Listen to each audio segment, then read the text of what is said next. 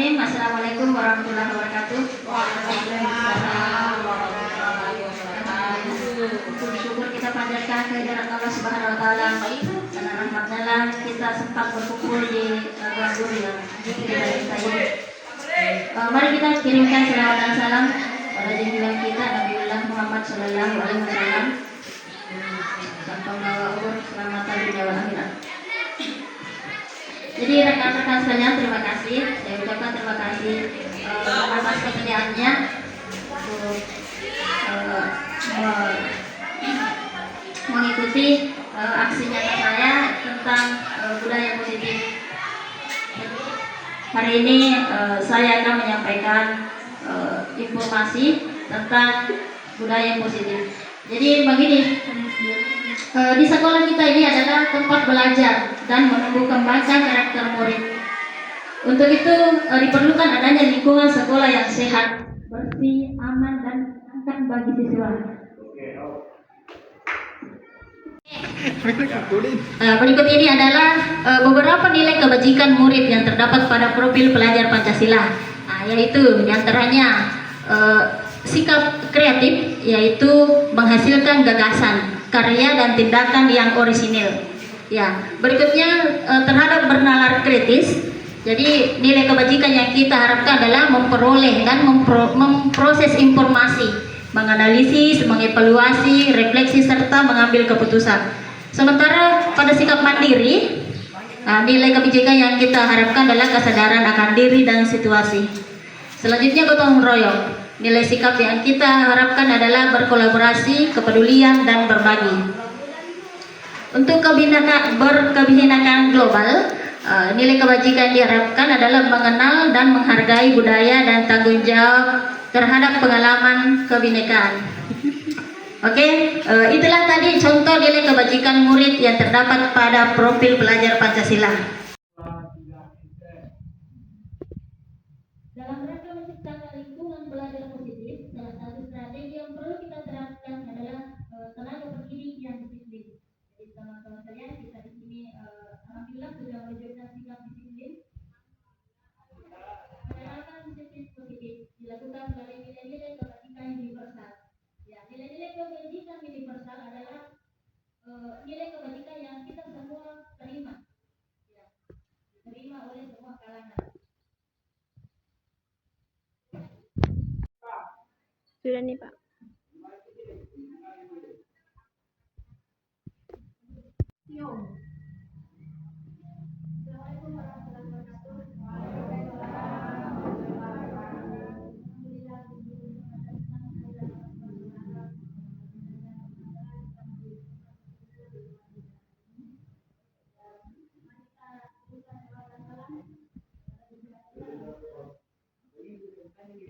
Ada 3 motivasi perilaku manusia. Jadi setiap manusia itu berbuat dengan 3 motivasi. Yang pertama adalah untuk menghindari ketidaknyamanan atau hukuman. Jadi ini adalah tingkat terendah dari motivasi perilaku manusia. Melakukan sesuatu pekerjaan untuk menghindari ketidaknyamanan atau hukuman. Ya, misalnya seorang siswa yang hadir tepat waktu hanya untuk takut dihukum. Yang kedua, yaitu untuk mendapatkan imbalan atau penghargaan dari orang lain. Jadi ini adalah motivasi, yaitu melakukan sesuatu untuk mendapatkan pengakuan dari orang lain. Ya, jadi terkadang kita melakukan sesuatu untuk mendapatkan pengakuan. Yang berikutnya, yang ketiga adalah untuk menjadi orang yang mereka inginkan dan menghargai diri sendiri dengan nilai-nilai yang mereka percayai. Nah, yang ini adalah melakukan sesuatu karena termotivasi kesadaran diri yang bersifat internal, bukan eksternal. Jadi ini adalah motivasi yang paling baik yang datang dari diri sendiri. Di sini kita akan berbicara tentang hukuman, konsekuensi, dan restitusi. Nah, jadi teman-teman sekalian, ada perbedaan antara hukuman, konsekuensi, dan restitusi. Nah, di antaranya adalah hukuman. Hukuman adalah suatu bentuk prosedur atau tindakan yang diberikan kepada individu atau kelompok atas kesalahan. Ya, jadi ketika siswa kita bersalah, terkadang kita beri hukuman. Berikutnya adalah konsekuensi.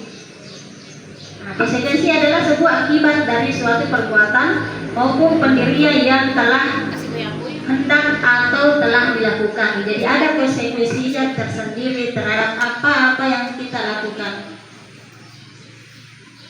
Nah, terus selanjutnya yang ketiga adalah restitusi. Ya, kemarin dia bertanya apa itu restitusi? Ya, dalam hukum negara kita juga ada istilah restitusi, yaitu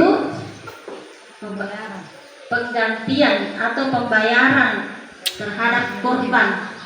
Jadi pembayaran ini berupa tujuan salah satunya sebagai bentuk tanggung jawab pelaku.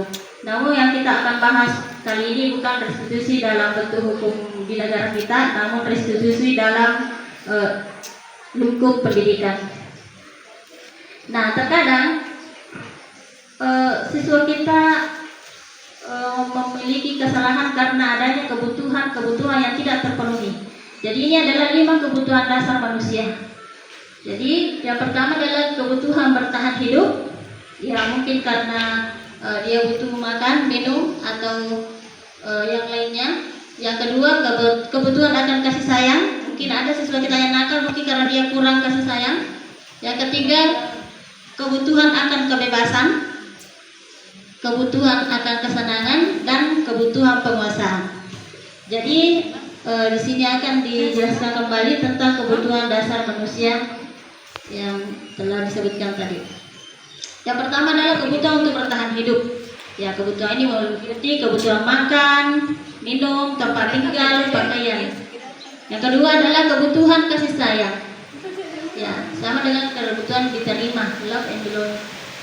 Kebutuhan ini meliputi akan rasa cinta kasih, penerimaan, dan hubungan sosial.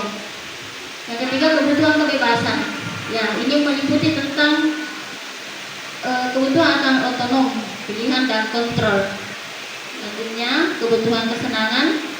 Ya, ini adalah kebutuhan akan pengalaman yang menyenangkan dan memuaskan. Terkadang siswa kita bermain di kelas, sebenarnya mereka itu butuh kebutuhan akan kesenangan. Ada juga kebutuhan akan penguasaan. Kebutuhan akan penguasaan ini adalah kebutuhan akan rasa berdaya, mampu dan berpengaruh. Ya, biasanya ada siswa kita yang selalu buat ulah. Sebenarnya mereka ini membutuhkan kebutuhan penguasaan akan penghargaan atas kemampuannya itu. Oke, mungkin dia ingin dipuji. Selanjutnya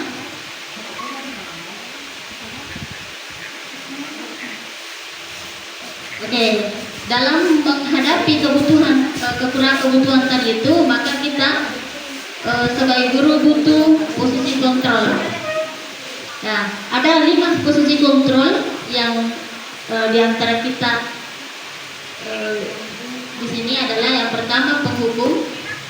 Ya, mungkin kita semua pernah menjadi penghukum. Terus membuat merasa bersalah sebagai teman, sebagai pemantau, dan sebagai pengejar. Ya, kita sudah pernah ini sebagai penghukum. Bagaimana itu seorang penghukum? Seorang penghukum melakukan hukuman fisik maupun verbal. Ya, terkadang ketika siswa kita salah, maka kita berikutnya posisi sebagai pembuat merasa bersalah. Ya, posisi pembuat merasa bersalah ini terkadang ketika siswa kita memiliki kesalahan atau berbuat kesalahan, maka kata-kata yang keluar itu sebenarnya lembut, ya, tidak marah-marah, namun terkadang membuat siswa merasa bersalah. Contohnya, ibu sangat merasa kecewa sekali dengan kamu. Berapa kali bapak harus kamu gimana ya? Nah, jadi ini adalah merasa bersalah. Oke, berikutnya adalah sebagai pemantau. Ya, kalau sebagai pemantau berarti kita mengawasi, terus tetap dengan mengingatkan peraturan dan konsekuensinya. Oke, sebagai pemantau ini, jadi ketika siswa bersalah, maka kita akan tetap menjalankan sanksinya. Dan pertama-tama mengingatkan peraturannya. Apa yang telah kamu lakukan? Ingat sanksinya apa ketika kita melakukan ini? Yaitu ciri-ciri sebagai pemantau. Berikutnya adalah sebagai teman. Guru pada posisi ini tidak akan menyakiti murid. Ya, dia bertindak sebagai teman. Nah, posisi teman pada guru bisa negatif maupun positif. Kita mungkin di sini juga pernah seperti ini. Bagaimana membangun hubungan dengan siswa seperti teman. Ya, terkadang mereka bilang, ayo bantulah. Ini demi bapak ya. Ya sudah, kali ini tidak apa-apa. Nanti ibu bantu bereskan. Ya, sebenarnya menjadi teman ini sudah baik, namun terkadang siswa akan selalu berharap dibantu. Ya, mereka akan kurang mandiri. Selanjutnya ada lagi satu sebagai manajer. Jadi posisi yang berikutnya adalah posisi sebagai manajer. Ini adalah posisi yang terbaik, yaitu bagaimana memecahkan masalah dengan segitiga restitusi. Ya, segitiga restitusi yang dimaksud ini adalah menyelesaikan masalah dengan 3 tahap. Ya, tahap pertama adalah menanyakan. Tahap pertama adalah menstabilkan identitas. Ya, jadi jika seorang siswa kita berbuat salah, yang pertama-tama kita akan menstabilkan identitas terlebih dahulu.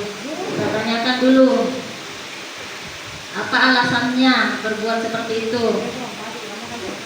Terus yang kedua, setelah menstabilkan identitas, berikutnya adalah bagaimana memvalidasi tindakan yang salah. Ya, terkadang kita bilang ya semua orang pernah melakukan hal seperti itu. Ibu juga biasa terlambat bangun, makanya terlambat datang ke sekolah. Jadi yang kedua ini adalah memvalidasi tindakan yang salah. Maksudnya buatlah anak tidak terlalu menyesal dengan kesalahannya. Berikutnya yang ketiga adalah menanyakan keyakinan. Jadi ketika kita selalu menanyakan apa alasannya berbuat seperti ini, selanjutnya kita validasi tindakan. Semua orang bisa melakukan seperti itu. Padahal sebenarnya kamu bisa lebih baik lagi toh. Nah, selanjutnya yang ketiga adalah menanyakan keyakinan. Pada langkah ketiga ini kita akan apa keyakinan kelas yang kita sudah kesepakati. Nah, pada saat ini siswa akan menyebutkan peraturan atau kesepakatan kelas yang telah disepakati. Selanjutnya, setelah itu siswa kita akan diajak untuk bagaimana memperbaiki kesalahannya tadi. Ya. Oke, terima kasih banyak atas perhatiannya. Sekian untuk kali ini. Selanjutnya saya buka sesi pertanyaan. Terima kasih. Ya, terima kasih Pak Rizal. Iya, Bu. Ya, terima kasih Pak Rizal. Silakan.